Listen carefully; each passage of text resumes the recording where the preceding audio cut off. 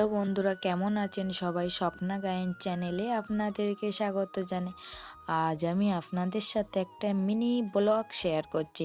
সকাল সকাল ঘুম থেকে উঠে স্নান করে ফ্রেশ হয়ে ভাত চাপিয়ে দিলাম, এদিকে টিফিনটাও রেডি করছি। ভাত হয়ে গেলে খাওয়া দাওয়া করে রেডি হয়ে তাড়াতাড়ি বেরিয়ে পড়লাম। তারপর টোটোতে করে স্টেশনে এসে কিছুক্ষণ রৌদ্রে দাঁড়িয়েছিলাম, কারণ ট্রেনটাও 15 মিনিট লেট ছিল, আর আমার বাড়ি থেকেও আজ বেরাতেও দেরি হয়ে গিয়েছে।